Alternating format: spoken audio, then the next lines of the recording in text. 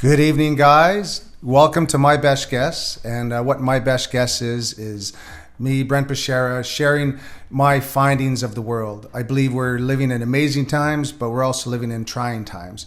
And so this is a way for me to share what I've found since through my experiences in the military and also my life experiences. And so if my former boss, Colonel Gary, asked me to share with him what I found in my last 10 or so years since leaving the military, it would be something like this. This would be my findings for me as a student, as a scientist, as an explorer of life.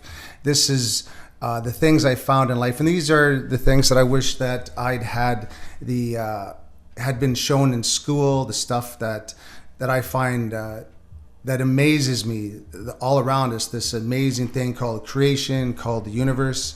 It's truly magnificent. But if we're stuck on the survival wheel, if we're stuck on the wheel of having to keep up with the Joneses, having to pay the bills, taxes, and all that stuff, if we have to live on that wheel, or we're living under the oppression of a boss, or we're living in a relationship that's not working, if we're living under that, then we're not able to really express ourselves because we're in the fight, flight, or freeze situation. And that's really uncool. And I've been in those situations through my life experiences, and through these podcasts, I'll share with you my gleanings, my findings for me as a student, scientist, and explorer, and also a philosopher, a lover of knowledge. And I've loved knowledge my whole life. And I really dug school when it was really interesting. And then when it just came down to the reading, writing, arithmetic, it really stalled. But anyways, not enough about that. The information that I'm sharing tonight, I'm trying to be as succinct as possible, as concise as possible. I don't want to waste anybody's time. I'm not here to convince anybody either. This is for me just to share with my family and friends mostly that truly want to get at it, want to get at the real it, the big it, the getting at themselves, that full self-expression. And it's just living as well as we can. And initially, some of us are in situations that are there's always someone else in the world living a life or having a worse experience than ourselves, and I understand that. And for me, this what I'm able to do now is a complete luxury. I'm so very thankful to be able to share this information in the luxury of my home. Right. And so I'm very thankful for this. And what I have for myself, I wish for everybody. I wish for everybody to have a life, an opportunity of full self-expression. And so if I can, in my understanding of life as I see it right now, share an understanding that can help someone, and that's what I'm about, right? This method of understanding and application works for me. And it works for me really, really well. And I'm very happy that I have this understanding of life, because I do live kind of like an adult 5-year-old with a sense of wonder of the world. And it's this world that we live in is truly magnificent. But it was from the vigilant work of yoga and meditation and qigong and kung fu that allowed me to decompress from the old information of the military. And now I'm going to be going into this. And that's what this talk is tonight, is how I've learned to understand, how I've learned to apply this understanding, and learn to process the old experiences and events of my life. And I've done it to a point that allows me to have happiness back in my life. Okay. And because we can experience things that can really rock our world and shatter us to the core. And but those events don't define who we are. It's an event that happens to us, and it's regardless. And I'm not going to go into the macabre of horrible events, but we all know we're living a human existence, right? We're having a mortal experience, and we're temporarily experiencing infinity right now. And in my previous talk, I talk about how I feel life's like an amusement park. There's only one rule. The park opens at 10 and the park closes at 10. And what we do between 10 and 10 is up to us. We go for a show, catch a ride, sit on the park bench, go for lunch, and then that's it. But do we know what happens after the park? Well, again, if you're a fundamentalist, you believe that we're one-time consciousness. This is going to happen one time. And then, the other part of the world believes that we're infinite energy beings, temporarily experiencing infinity. Again, You can't have two or three lives. So you either believe, and again, it doesn't matter what modality or philosophy that you come from. For me, I've studied all the Sifus, Sufis, sages, mages, magi's, yogis, gurus, medicine men, medicine women, right?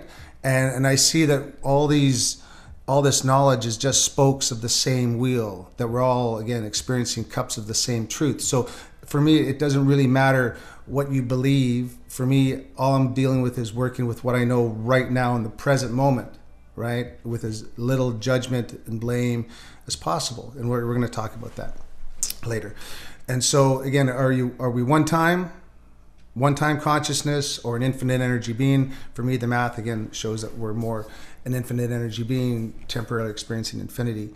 So regardless, the present moment that we're experiencing is the moment of divine creation. And that's what the medicine men and women talk to us about, is that this moment of creation is the source of the big it, the whole it, all of it.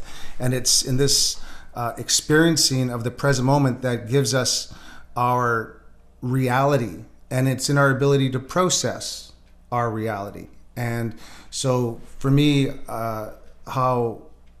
what I want to share, and my intention is to share this method of understanding and application so that we can all have a great experience and then again achieve that tipping point in society. Again, I believe in world peace in our lifetime through the four edicts or tenets of education, empowerment, enthusiasm, and empathy. And when we live our life with this in mind, to educate ourselves, to empower others, to have enthusiasm in our life, and with lots of empathy, then the big it happens in our life. And that's the super turnaround point. So to stay on schedule here, again, for me, if I was to, with all the Sifu, Sufi, sages, mages, magi's, medicine men and women, in that understanding of what they've given us, is for me, again, in all of this information, that I've learned to process my experiences from life and the military. I've learned that in the moment that it is from this planet, this very moment that the big it happens. And that's what they talk about, is the medicine men and women, is that this moment of creation is when we leave it and go into the belfry of our mind, where our thoughts are, with the bats and the squirrels. Then we're sinning, we're missing the point, we're missing creation's happening all around us. We're experiencing creation in the present moment, but when we pop up into the belfry of our mind, then we're judging, we're analyzing, and we're comparing the present moment, right? We're judging it, that we're just seeing it for what it is, we're measuring it, but also if we fall to the one side, then we could be judging, analyzing, comparing, right? And then also, and that's what the mind does, is we judge, analyze, and compare in the present moment. And we can see that and we notice when we're in mind, right? We're usually not breathing, right? You can tell when your partner is sleeping, and then when they're thinking, right, then they stop breathing. You can always say, "What are you thinking about?" And they'll go, "Ha ha, how did you know?" Right? So when we're present to our breath, and we're present to our body, right? Let's see here. And so for me, what they also say is that the present moment is where it's at, and then in missing the present moment is for them sinning, in being lost in mind, lost in thought, that we're sinning, which is an archery term, again, missing the point, missing the lesson, missing the big it of life, missing the experience of life, which is happening right here and now. So through a vigilant practice, a dedicated practice of yoga, of meditation, I've learned to understand my thoughts for myself. Again, this is only for me. And again, this conversation isn't for everybody. Again, if you're happy and you know it, off you go. Share that happiness with others. But there's a lot of people in the tribe right now that aren't really, really happy with what's going on with the present world situation. And so if I can just share some understanding that helps them process the moment, and then turn that information off, because that's all that is propaganda. It's just information, and it doesn't matter what it is. It could be sitcoms, it could be the news, it could be report cards. I don't care. It doesn't really matter what it is, but if it's information that's of a de-stressing nature, then it is of a distressing nature, and it behooves us to unplug from that information so that we can get back to being in the present moment, disconnecting it. Either stop looking at it, stop reading it, or disconnect from the picture in our mind. Because what we're seeing and what we're seeing in our imagination, our body's responding the same way. And that's what I'm going to go through over the next little while here. So that, because when we know this truth, this understanding of our mechanism of perception, then that gives us a better appreciation of what's going on. Again, our feelings are processes of the body, and we'll be getting into that. And they're processes that are no different than circulation, respiration, digestion.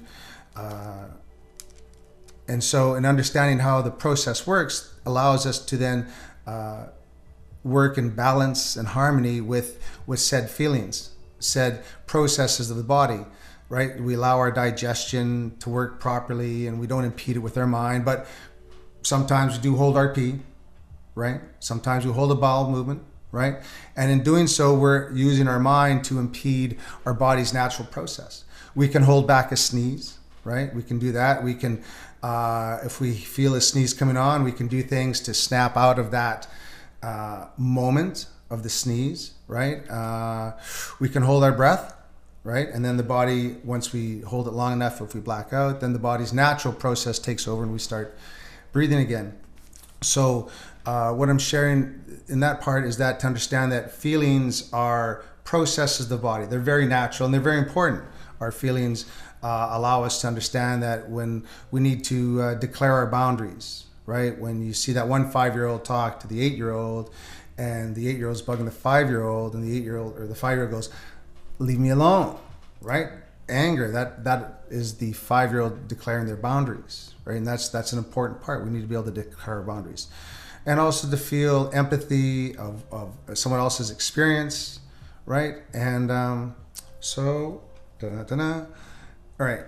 I think I fell off track there for a second, but here we go. So in understanding how we process, then it allows us to have a better experience of the present moment. Okay, so our cast of characters, again, we have Master Krusty the Clown. He's representing the past. Again, the old of us that happened either a moment ago, a day ago, a week ago, a month ago, a year ago, representing the past version of us where we have a lot of calamity, where we have potentially blame. Now, again, this conversation isn't for everybody. This isn't this is for people that are wanting to understand how to process this mechanism of our thoughts to our feelings, our actions to our results. And I got that understanding from T. Harv Eker and his book, The Secrets of the Millionaire Mind, plus his audio, which I enjoyed, and I've had to order several copies because I wear them out. So back in the days of CD. So, but in that understanding, I could see like he's applying it to money, but for me, I applied it to myself in the sense of my peace of mind was my wealth. For me, living well was the best policy. And then by learning to process these experiences, the old information, gives me a better appreciation of the present moment, allows me to get back to that 5-year-old in that sense of wonder. So I think we're at the right. What's going on now? All right. So Krusty's representing the past, right? Representing the older self. I've got here our Yoda sitting on, I think his name's Toad from Mario Brothers. He's representing the future, our higher selves, our potentiality, our possibilities, our probabilities in the sense of the math of how we live our life. Life is like sailing, and we're going to get into that in another episode. But these are our future potentialities, our possibilities and our probabilities of which way we lean. Again, a tree falls the way it leans. If we're leaning towards success, our vectors are going to take us that way. If we're leaning towards fear, doubt, worry, demise, and then that's where our vectors are going to take us. And that's the math. We live in a quid pro quo universe of cause and effect. There is order, but there's also random chaos, and we can see that. And so that's why, again, back to this present moment, that's why, for me, gratitude pays off immediately and staying present as much as possible and experiencing the moment that is versus being lost in mind. Okay, excuse me, a little sip here. So next we have Bobo the Clown, and what Bobo represents is the now, Okay, and what we have here in the now is what we're experiencing in the present moment is sensations, images, feelings, and thoughts. And we can see that, and we can experience that for the present moment. There's been times in my life when I've been so lost in thought that I have panic attacks in my chest. And what it was by me not being present to the present moment, by me being so lost in thought that my body was stressing out and I was having anxiety and panic attacks. Now that I've learned the mechanism of my body, my mechanism of perception, I now know when I'm feeling these stresses in my body that it's a signal of the body for me to come home and be present. Okay? So we can see that by observing our breath, what's going on, seeing the sensations of what's going on, understanding the images of what we're seeing with our eyes, but also with our thoughts, the feelings we have and the thoughts that we have. So that's the present moment. So what about the past? Okay, sorry, let me go back to Bobo here. So I learned at a retreat, on a side note, I learned on a retreat to name my ego. And so I call my ego Bob, and I spell that with 2 O's. So this clown here now, represents Bobo, right? The clown, a version of us where we're still in our monkey minds, we're still doing what we're doing, and we don't know why it's happening to us. Okay, so what we have here is what we're going to talk about now is our thoughts to our feelings, which creates our actions, which creates the results in our life here. Okay, so what are our thoughts? Where do they come from? Okay, well, the programming from our thoughts comes from our parents initially, right? Our siblings in society, and then our wisdom and our experiences. And that creates the programming of what we see. And we know what's really neat is if we clone you and put you on 6 different continents and raise you, predominantly you would date the same people, you would like predominantly the same kind of music, but half of you, culturally speaking, would eat meat and half of you wouldn't. The other half would believe in reincarnation and the other half wouldn't. And that's just through your own cultural experiences. And when you travel the world as much as one can and have these experiences with different people, you can see the programming of what's going on. Because for me, I try to live a policy of the platinum rule, where everybody I see is just a different version of me having a different mortal experience, right? And so that's what instead of a golden rule, I look at it as a platinum rule. Aubrey Marcus, that's who I got that from. So we have thoughts. We have 60,000 of a day, 60,000 of them a day, and women obviously have twice as many, right? And so what are our thoughts? For me, again, this is just my best guess, but scientists have a microscope so powerful you can see thoughts. The brain's made up of neurons, which are brain cells.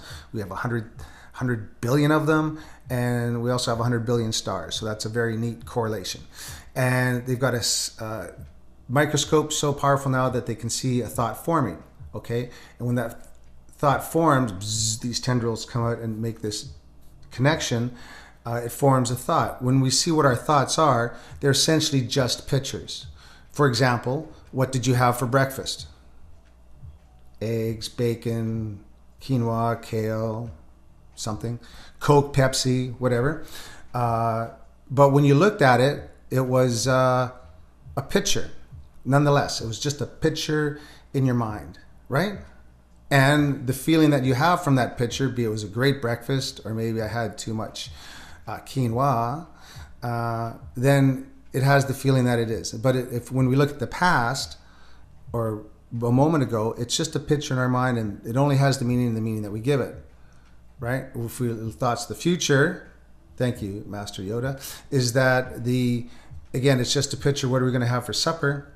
We can see that picture is going to be, again, quinoa, kale, eggs, whatever, Coke, Pepsi.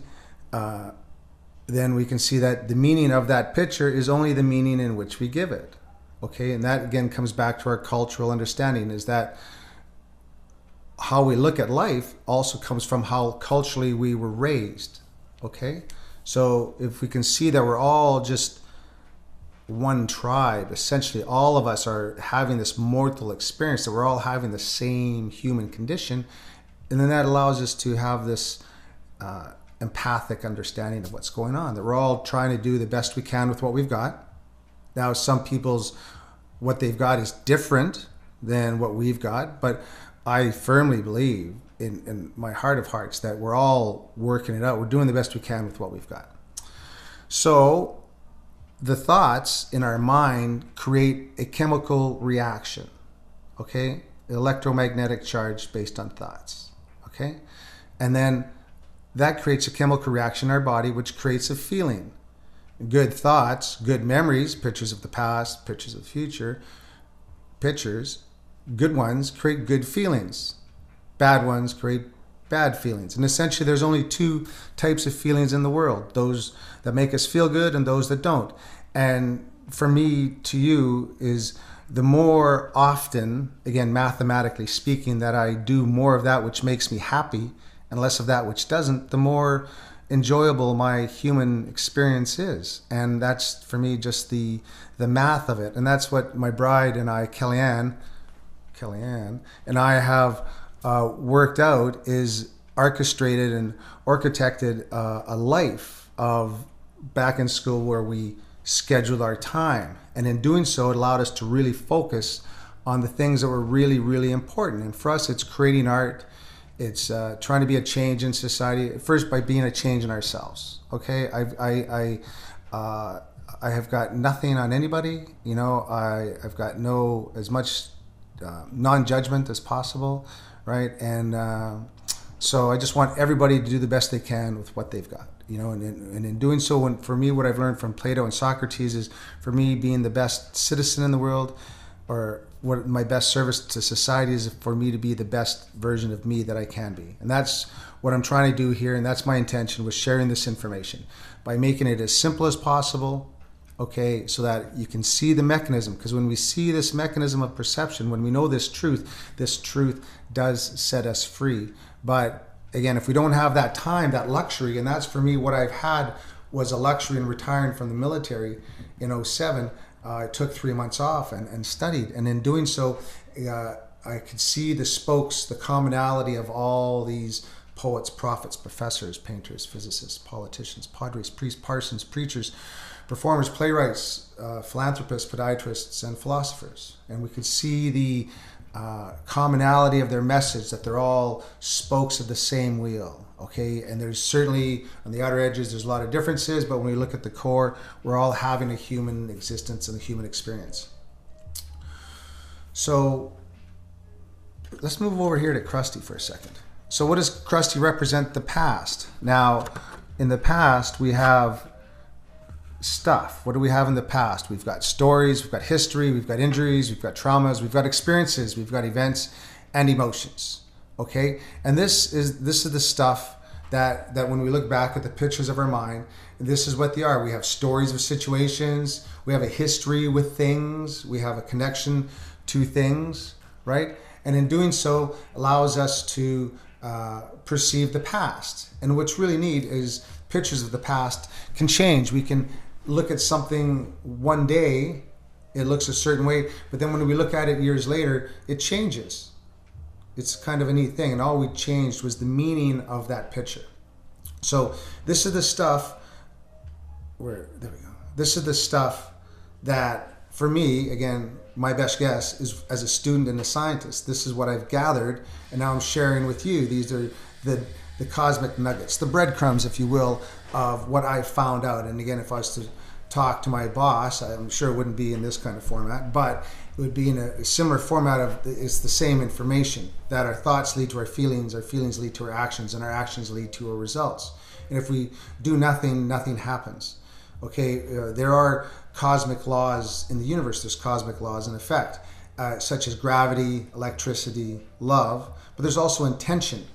And if we do nothing, nothing happens. Again, faith without action, as King Solomon says, is moot or dead, right? So we live in a cause and effect universe. There's a quid pro quo, and there's laws of natural trade and commerce, but we have to step up to the plate, right? God, nature, the divine cosmos, the universe will work with us, but not for us, as Lau Russell teaches us. So when we look at this, the pictures of our past, if we're experiencing in the daily moment, if we're experiencing stress and we're experiencing fear and we're experiencing feelings, really uncool feelings, okay, in the present moment, is it happening now?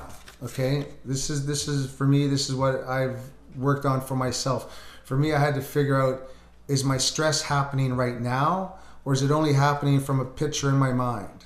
Okay, for example, my grandparents lived on a farm. They had this farm dog. I didn't get along with the dog. The dog bit me once, right? Every time, then a year afterwards, until young Sammy passed away, rest his soul, I would get this fight, flight, and fear and freeze syndrome, and because we were going to the farm, but the farm wasn't, it was still 2-3 weeks away. But once I thought, which put a picture in my mind of going to the farm, seeing Sam the dog, then again, it made a connection that formed a picture in my mind, released chemicals which created a feeling in my body, and it was a feeling of fear and freeze because we didn't get along, and that's then. So for now, for me, in the present moment, I can look back at all of this stuff in my past, right, in the past, and I can see how it's impeding my experience of the present moment. Now, that when they say doing the work, and that's what the work is understanding this experience, these pictures of the past, what do they represent? What do they mean? Right? How are we feeling in the present moment, in the now? Sorry about that.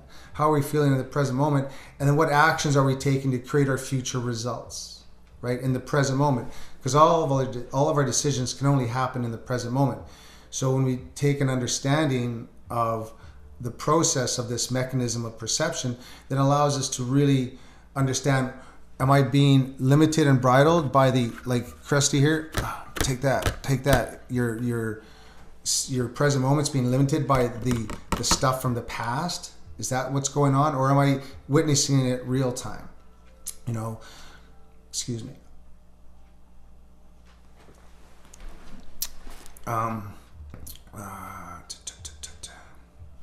Because ultimately, it's all just information, okay? And that's what this is here. This is just all old information, okay? Because when we look at the present moment, what are we doing? We're processing it, okay?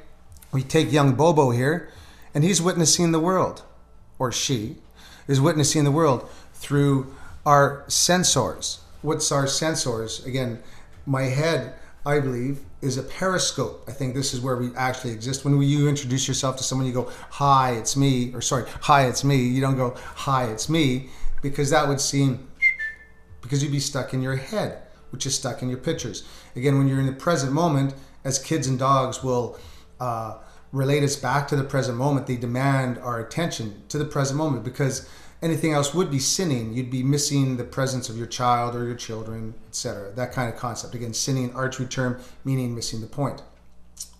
So when we process it, we see that our eyes, how do we see? We see through electromagnetic waves of energy bouncing off objects, hitting me in the face, hitting the back of your retina through the technology that we're having, and it forms a picture in your mind. We hear things, again, through also electromagnetic information, because it's all waves of energy. It's all waves of ultimately information. It's just data. It's just information. And we're just going to go into this a little bit. So for me, this is how I learned to understand this present moment for me. And this understanding allowed me then to diagnose for myself this connection of this mind, body, thoughts to feelings thing going on. Okay? So in the process then, we can see that our thoughts are, again, pictures, which are a process of the mind. Again, what Aristotle says is success is but a habit. If we focus on our thoughts as energy, as information, like food is energy, because digestion requires energy, so does our body, and we use food, right, as the energy. Our respiration requires air, so we have air as energy. Well, if we look at our thoughts as energy, right? What kind of, because they then, thoughts, what do they rely upon? They rely upon the food of information. And this is, how much information are you putting in to your thoughts? What information are you putting there to experience your present moment? Are you putting thoughts of fear, doubt, worry, the right to be right, blame, judgment, accusation? There's something wrong, there's something missing. What are other people thinking of you, right? Are these the thoughts that you're generating? Or are you putting thoughts of beauty, love, abundance, that there's something right? What do we have right here in the present moment? It's just information. So again, that's the duality we live in. We live in a duality, a binary existence where we either have good thoughts or bad thoughts. We have good feelings or bad feelings. And by focusing, that which we focus on, we attract into our world. By focusing on either the good or the bad, the present, the past, or the future, is creating the thoughts, the pictures, and then they then are become those pictures then cha-ching, get a meaning that we give it, which then creates a feeling in our body. Okay, so two types of stresses, or several types, but just quickly off the top of my head, is that if we're lost in thought, not experiencing the present moment, the body is going to have a physical experience saying, you've been gone too long, you've got to come home, and you'll get stresses in your body. That's the body living in the present moment, indicating that you need to leave the belfry of your mind, right? And then come home to the present moment, because these are just sensors. Okay, so if we take your sensors and rewire them, put your eyes to your ears, your nose to your mouth, and rewire your connections, now that we know with math and science that we have people out there with synesthesia, that they can taste blue, they can hear blue, that when they hear sounds, they get smells, right? So this is just all processed information that we're not actually directly experiencing reality. It's only going through the hub of our brain, right? Through our mind, okay? And this is, so when we see that the programming of those thoughts, we have an opportunity to modify them, because we can witness them. And being able to witness our thoughts, be it them good or bad, right? There's only two, which create good or bad feelings. By focusing on the other one is what that's going to create, because it's just information. And what is the information we're absorbing into our world? So we can be stressed out by being lost in thought, and the body saying, hey, come home, because we're just not home. We can be focusing on old information from the past. We can be focusing on all of that stuff, because it just has the information. So that it has the information in the meaning that we have given it. Now, in the present moment, in the now, if another form of stress is by, when we look back at the past, we could have, fear, doubt, and worry, and anxiety of the situation of the past. And I'm not belittling anybody's experience. I appreciate everyone's experience and what we're going through, and I thoroughly believe in humanity, and big time, right? For sure I do. And yes, I think that the world's going to be fine, but I believe humanity is in a bit of a crisis right now. We've taken a departure into materialism and other things, and through a vigilant practice of everyone doing their own thing, it's going to happen. And the math is there. It's there. So we're living in amazing times, and we got this. And this is part of it. This is me sharing this with you, so that when you get this connection, you go, well, I can just let that go, right? And then bam, you're having the moment of full self-expression. Okay, so when we look back at the situation, okay, now let's be a little sober here for a second, is when we look at something of a terrific nature, like horrific, and it could be something exciting, it could be something horrific, and the meaning is the meaning we give it. Now, because it's information, it's all information, everything you see, everything you hear, it's just organic data. It's organic binary information that we're interpolating through our mind and our brain. Okay, so when we look at the old information of the past, if in the experience when we're back here, and the moment happened that we had something that let's say horrific or traumatic, of grief, right, etc., that in the moment, if we didn't process the bad, mad, or sad experience in the moment, then that information is stored. It's stored in our cells, it's stored in our tissues. No different, again, to a bad crab sandwich, okay? Again, if we've eaten something that we need to expunge from our body, again, energy, food, thoughts, information, we need to get it out. But you can hold your number one, you can hold your number two, you can impede your physical processes. Same thing with the information of the past.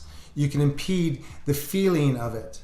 You wouldn't allow sometimes in these horrific experiences that we've lived through and are living through, that we don't have the time or the luxury to sit and process the moment, because we got to get up and go. There's things to do, right?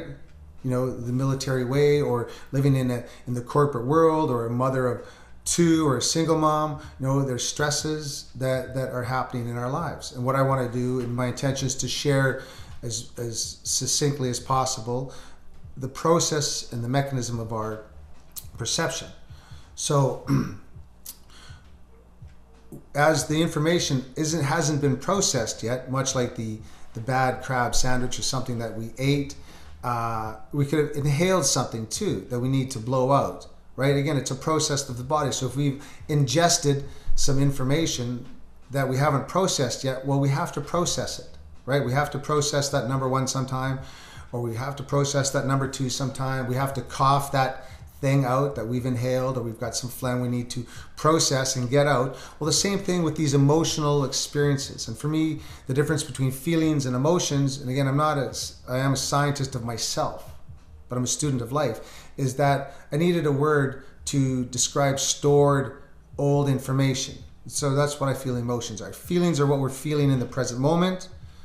Emotions are the stored information in our onboard system. Wherever it is, I don't know, but it's there somewhere because I've experienced this now.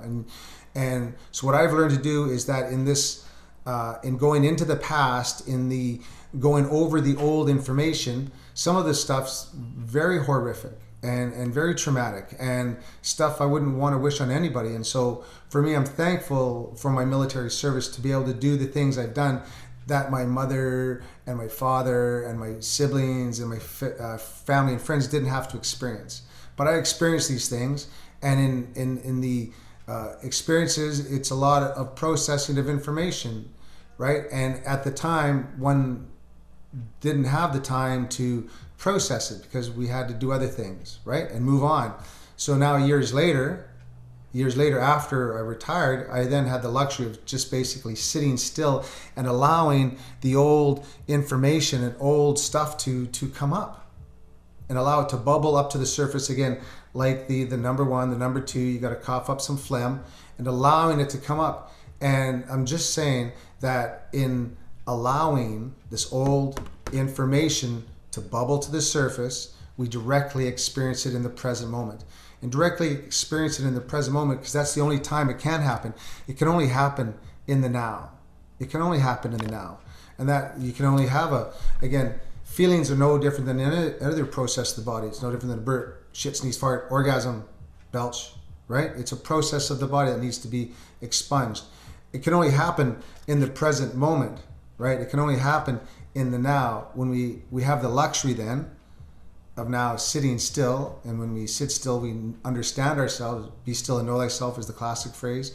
And when you know the truth sets you free. But the truth is of our own process, the process of our own mechanism, of how we're perceiving the world around us. If we perceive the world with fear, doubt, worry, lack, and scarcity, that's the information that we're going to gather into our world. That's the information we're going to find on the streets. And that's what the quantum physicists talk about, is the observer effect. That which you focus on, you attract. That's also a biblical term. So it's kind of neat that we have a biblical phrase and the quantum physicists are saying the same thing. And to me, there is math in the magic. There is a magic in the math. There is a science to spirituality, and there is a spirituality to science. And they're all, again, saying the same thing, just using different terminology, right? The sages, mages, and magi use their terminology of the culture of their day, right? Everybody throughout time has used the words based on their culture, and we're all describing the same mortal experience. If one takes time to meditate, if one takes time to do yoga or learn anything, they're going to get better at it. And that's just what I've done is, again, after my 24 years in the military, you retire on the Friday and there's a lot of yay, but on the Monday, there's this vacuum of activity. So for me, I got at this thing called life, and then all those military skills, those skills to recognize patterns and the ability to compile information, and then now through the method of podcast, I can share this information with other people. Because I think there's something here, and for me, this is the most important thing in one's life is the self-examination, and then in doing so, we empower ourselves, and then we have this life of full self-expression, which then empowers others to step up to their own plate. You ever watch Bug's Life? So, okay, so now that we understand that our thoughts lead to our feelings, we can see a direct correlation that our thoughts are our pictures, and that the pictures have the feeling that we give it, the meaning that we give it. And then again, if we have good thoughts, they're going to create better feelings. We're going to have better actions in his life. And then we're going to get better results and create a better future for ourselves. But if we're stuck in bad, negative, sad, mad, uncool feelings, or thoughts, and they're going to create those corresponding feelings, which are going to correspond to the actions in our life. And then, we're going to have the future results of that. So what I'm drawing to is that in the present moment, we can observe what's going on. We can observe the sensations, the feelings that are coming from the old information of the past. If we've witnessed something, again, something of this type, and we haven't processed it, we have to allow at some point in time the processing of this old information to happen. What I learned to do through dumb luck and courage was to be able to sit still with the old information and to allow it to come up. Just like, again, the burp, shit, sneeze, fart, orgasm, allow it to come up and be experienced in the present moment, in the now. By allowing it to come up, it then is processed naturally. It's processed naturally, again, like any other process of the body that needs to be expunged. It's processed, and then it's released from the body.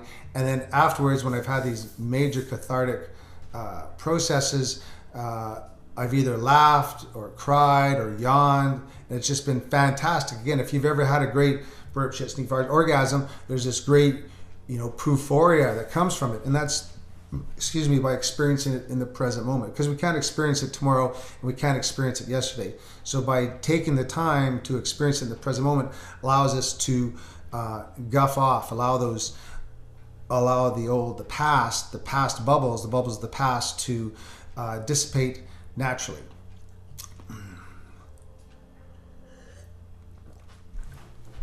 So for me, how I've learned to process it is by witnessing it in the directly experiencing it. So in the military, we had direct action. Now we're having direct experience. We can't, in the past, we had those experiences. Now we're going to have our own direct experience of witnessing the stuff, the old information. As we witness it in the present moment, it's going to create a feeling in our body. As it creates the feeling, again, if we have the courage to face it, then we can just sit with it and allow it to come up. We're going to cry, we're going to scream, but we're going to let it dissipate naturally, like a good burp. But there's a loop that can happen is if I keep energizing it with blame, with anger, with judgment, keep energizing that picture, then what that's going to do is recreate those feelings in my body. I've got to learn the difference between directly experiencing the old information and allowing it to dissipate naturally, or am I pressing replay on a picture that recreates that feeling, right? Some of us have had love in high school and have had love lost. We've had love in life and we've lost, right? And if we keep pressing replay, then that creates that feeling of loss over and over and over. Again, it's just old information. So anything that happened in the past isn't happening right now. It's not happening in the present moment. It's past. So if we have to again, there's two things that are happening. Am I directly experiencing the old information and letting it go, or am I pressing replay? If I'm pressing replay, then I need to learn that loop of neuroses of what I'm doing, because I'm just making that up. Like the girl at Shambhala, she's freaking out that she was there was germs everywhere, and she just kept saying it. And my son said to her, stop thinking about it. Just stop thinking about it, because that's all she kept doing, was kept thinking, putting this thought in her mind that there's germs everywhere, and so she kept having this neurotic reaction. And that's what that pressing replay does. If we look at the old information of the past and we keep pressing play on it, it's going to create that same feeling over and over and over. So we want to make sure we're not doing that. That what we're doing in the direct experience that I learned from John Ruskin in his book Emotional Clearing, that my mother gave me, John Ruskin, that to witness the moment for what it is, as much as possible, without judgment or blame, to witness the old information of the past, to allow it to be what it is. If there's judgment or blame, there is, and it's only the meaning that you give it. So when we look at these old situations, what options do we have? Well, for me, my best guess is, this is what I figured out, is we can either get zen with looking at the old information, we can declare our boundaries about this old information and say, hey, there's something wrong, there's something missing, we need to do something about it, okay? Or that is wrong, that ain't going on, right? But that's what declaration allows us. Or we can leave the situation. So we can get zen, declare our boundaries, or leave. When we look at this information of the past, again, it's up to you to do what you're going to do. I've done what I've done, and in leaving the military, I buried every hatchet that I could find. And in doing so, it gave me peace of mind, and meaning that I'm no longer harboring or hanging on to or holding this old information. And that's all this is old information. And for me, and then up until just still, like, I work at this every day. I still have stuff coming up, triggers that happen in the present moment. And when they do happen, I've learned to allow, to accept them for what they are. And I use a technique, I say presence, breath, and observation. I stay present to the moment. I keep breathing into it, and I observe what's going on. I go to a witness state above the moment, and I witness the body having the physical experience. I witness the feeling happen, no different than any other process of the body. Again, the burp, sneeze, fart, orgasm. I allow it to happen in the present moment. I allow it to dissipate, and in doing so, I directly experience the old information, and then it's gone. If we have the presence of mind to have the courage and face it, because some of the stuff is so horrible, and I know it's horrible, and stuff I haven't been able to look at for years. But in learning to meditate and through yoga, I've learned to be able to stay present to it and experience it for what it is, old information. If we don't have that faculty of selfness to be able to face this stuff, then we can find a coach, a facilitator, a psychologist, a psychiatrist, somebody that has an understanding of the mechanism of perception, so that when we talk with them, when we explain what's going on, that they're able to diagnose the process and help us, right? So for me, I went from medications, because I was in the military, I was on medications for 7 years to be able to process all of the information that I had to deal with. Okay, so for me, through a vigilant practice, I went from medications to meditations, and that's what I've created for myself, was meditations that work for me, to learn how to create more space between my thoughts. A TSB meditation that I use is, I just learned through whatever book, I don't know, but I learned to increase the space between my thoughts, because for many, many years in my life, I was barraged with an impressive amount of thoughts, imagery, and because I have a pretty magnificent imagination, and that beast was let go, and so I was, berated and barraged by my own mind, because I couldn't learn to process the bats and the squirrels in my mind, right? I couldn't learn to unplug from that and just be present to the body versus being up in the belfry and the periscope of my mind. It wasn't, it's taken me, 10 plus years in leaving the military to learn the process of meditating through yoga, to learn the process of my own mechanism. So for me, staying present, allowing the stuff to come up, because there's some things that I couldn't face by myself. There were some events that I just couldn't, and I didn't even know they were there. It wasn't until we were in session and talking with the cat that I didn't even know those things were there. They just came up, and what a great thing, because the neat part is we don't need to know, because a lot of times the stuff's just, we don't know what's going on because we don't take the time to sit still and know what's going on, because we could just be fretting because we're not present to the moment, or we could actually have some stuff going down that we're unaware of because we're being unconscious to it, because we're lost in mind and we're like, oh, everything's okay, but meanwhile it's really not. I've run workshops where I do this rant and rave, where we rave and rest, I call it, where we start the session with we dance for 5 minutes. We're actually just walk in a circle. We walk or dance for 5 minutes, then we sit for 5 minutes, we dance for 5 minutes, we sit for 5 minutes, we dance for 5 minutes, and we sit for 5 minutes. And in that up and down, it allows us to raise our heartbeat, our awareness to a higher state, and then for 5 minutes, then we chill out, drop it back down to stillness and observation. Essentially, that's what we are, is stillness and observation. And then we have, so in doing that process of ramping it up, stilling down, then allows us to be present to what is.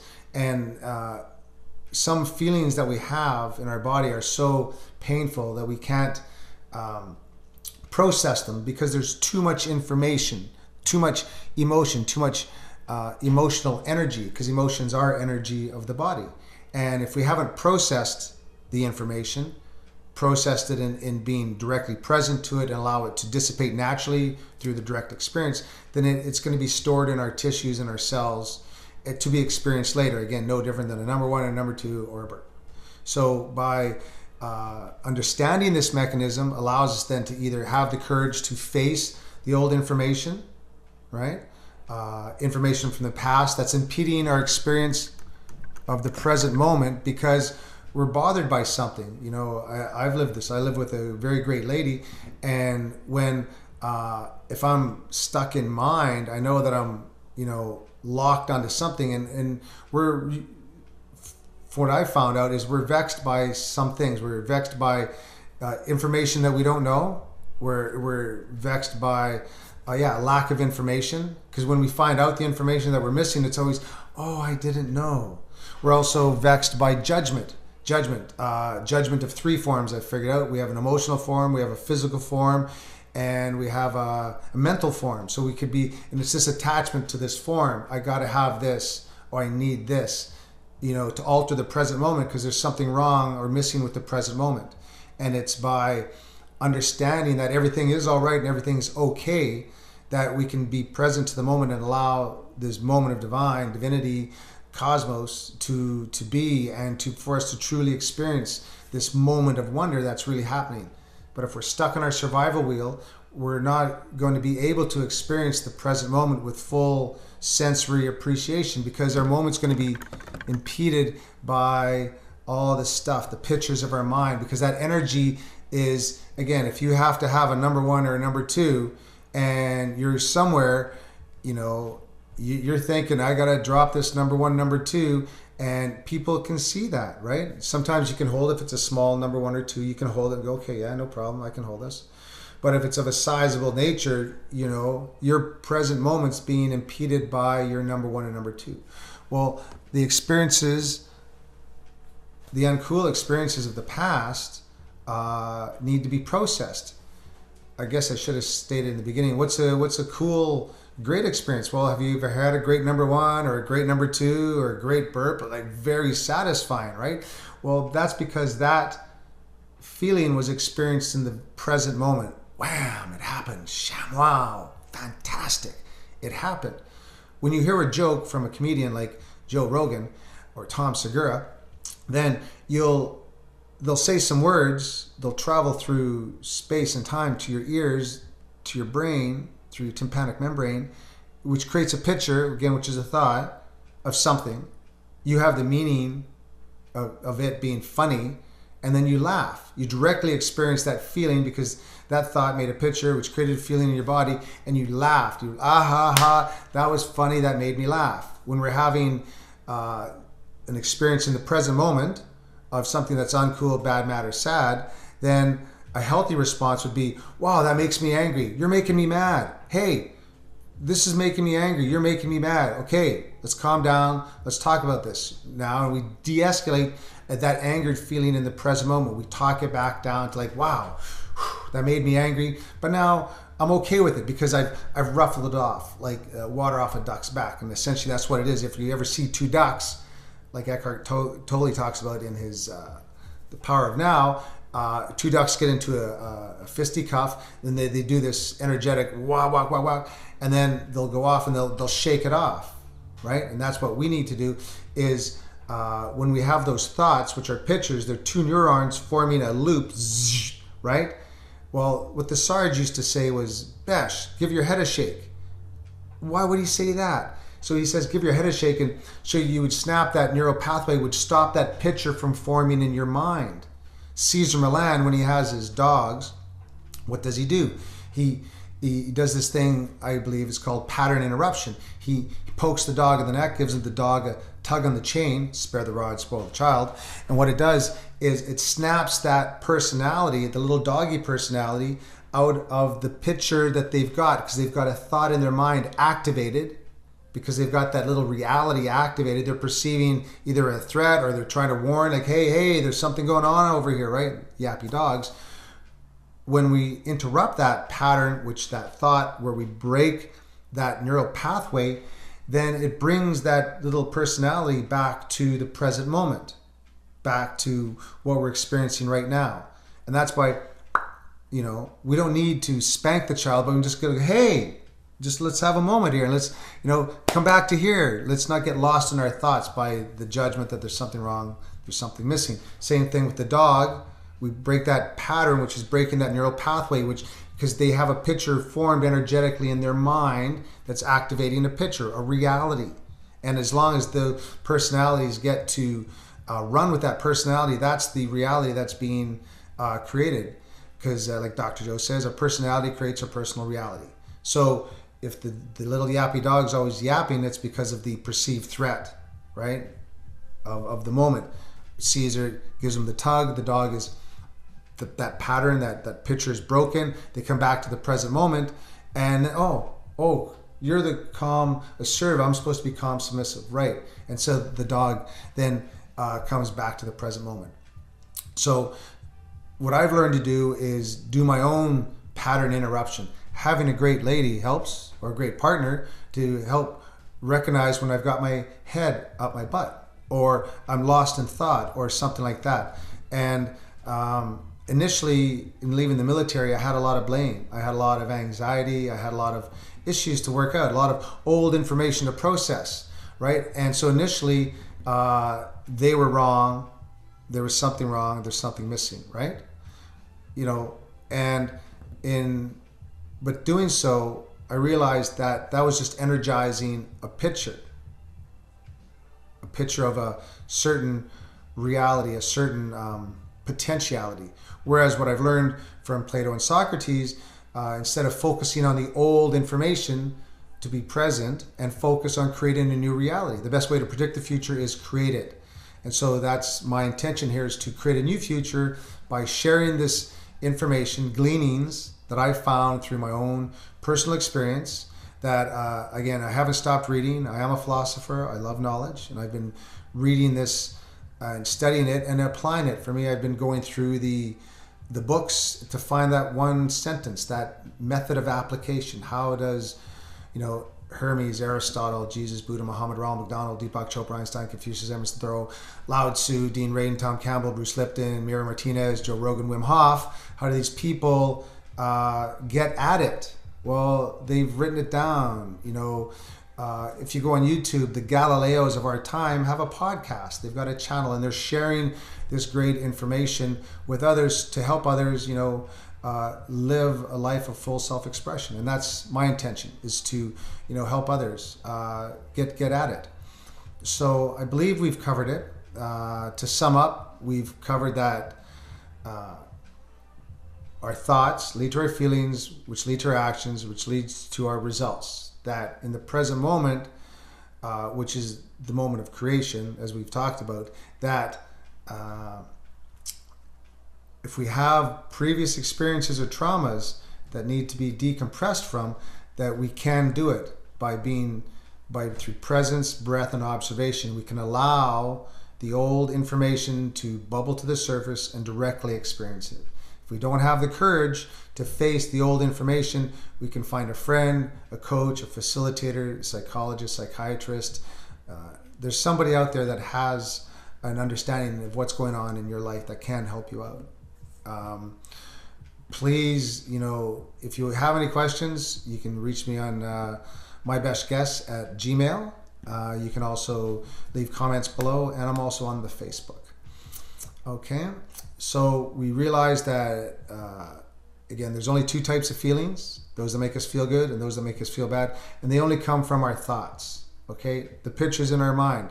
So if we're having a really bad experience in life, if our reality is kind of sucking right now, okay, be it the fact that we have either the life, or it's through a job or a relationship or something of a nature that our present moment is not cool right now, okay, then, which I've been in those situations that have been super uncool, but luckily through mindset, a lot of it was a military mindset, that, it's going to work out, it's going to be okay. And those are the words that I use all the time, that it always works out. It's going to be okay. Everything's all right. Right. And then it is, because in the present moment, we have the luxury of that. It is right now. And then we get back into the moment of what needs to be processed. And then we work with what we've got. So if we're in a situation that isn't working out, we understand where we are and we understand who we are. For me, journaling has been indispensable, by understanding who I am, where I am, and then where do I want to be. And I'm going to be talking more about this, forecasting our future results from the present moment. Summing up here is the understanding that we can forecast our future from the present moment. So by taking an understanding of my thoughts, by learning the process of my thoughts, that are how they're corresponding to the feelings in my body, which is a physical response from the electromagnetic information. It's just data. It's all just information. That which we focus on, we attract into our world. Information. If we look at the new car effect, buy a new car. I saw all the new cars that I just bought. That's information. And it's just data. And that's what we're attracting into our world, because we're electromagnetic beings. Okay, and I'll be going more into this over other episodes. So in this understanding of the process, it allows us to say, right, this is who I am. And if we only have 5 minutes a day, then let's commit to those 5 minutes. As I share in my workshops, is that it's a technique to get us started is 5 minutes for 5 days. We sit still and reflect for 5 minutes a day. We just sit still and watch the process of thoughts. We have the journal and the book, and we write the things down. Now, there's what I'm looking for in this sitting still phase is there's things to do, there's things we want to do, and then there's things we have to do, right? So in breaking it up like that, in column A, I write down the things that I have to do, right? Okay, right, I got to do this. But then over in column B, the things that I want to do, right? Boom, boom, boom, boom. The things that I want to be, right? And then, but I'm not doing like a Christmas list. What I'm doing is allowing the feelings that come up, because again, what I've learned is through presence, breath, and observation, to sit still and be present to the moment that is. And just by witnessing the thoughts, that TSB, the space between meditation, where I learn to witness the moment for what it is and allow my thoughts to spread out, that I pulled from the belfry, like from Bobo here, I pulled from the belfry of my mind down to stay present to my body, to presence, which is just, again, back to sensations of the present moment. What am I experiencing in the present moment? So in taking stock of my mechanism of perception, if I'm in a situation that's really shitty and uncool, I then focus on, right, because my future events are going to define who I'm being, and in the present moment I cast and declare what I'm going to be and what I'm going to be doing. And by staying focused on that, no different than Olympic mindset, as Lanny Basham talks about, by staying focused on my goal, right, I'm going to do everything every day, all that can be done to make that happen. And in doing so, again, a tree falls the way it leans. If I keep leaning towards, my happiness, my peace of mind, if I keep doing every day all that can be done by eating better, by exercising more, by being kinder, by being more compassionate in the present moment, then the big it happens. And that's what Oprah and Obama talk about, is when I got out of my own way, that's when the big it happened. And that's what I'm sharing with you, is there's the accomplishment of our goals is assured the moment we commit ourselves. And there is a path to our peace of mind. Don't take my word for it, and warning that it comes with a little bit of work involved. But once we truly commit to that work, that path is relatively short. But we got to commit. And when we truly commit to our own game, then it really does happen. We learn how to process the moment. We learn how to declare our boundaries. Again, in a situation, in the present moment, or even in the past, in any situation, what options do you have? Again, you have to either get zen with it, declare your boundaries, or leave, or whatever you come up with. Again, this is all just my best guess. This is just the information that I've gleaned from my life experiences, the stuff I've read, the stuff that I've applied, and the stuff that works only for me. And again, I want you or everyone to have the best possible mortal experience that we can, because we're in the park. And when we understand that there's a cause and effectiveness to it, that what I do put out is what I get back, and what I resist persists, just like that Star Trek episode, that I am participating with an energetic field of information that is responding to my intentions and my actions. If I do nothing, nothing happens. The bag of money is not going to come rocketing through the ceiling, right? That it takes an intention to understand that we're living in a universe that responds to the laws of natural trade and commerce, that I need to do every day, everything, all that can be done to make that happen. Okay, so I'm going to be covering that in other episodes. For tonight, I think that's about it. If you guys have any questions, please reach out. And if this information that I've shared can help someone else in their life process the information that they're experiencing, because their present moment experience is being limited by the information of the past, that they haven't learned to process it, be able to look at it, be able to directly experience it. If this information can help them, then please share it, because that's not a life, that's no way to live, right? And I just want us to learn to process this stuff, and then truly getting it. Again, if you've ever attended a 3, 4, 5 day music festival, you see a lot of people getting it, and they're all there for one thing, and they're all making the big moment happen through participation. And when we step up to our own plate, that's when the big it does happen. I think that's about it for now, guys. Let me just check my notes here.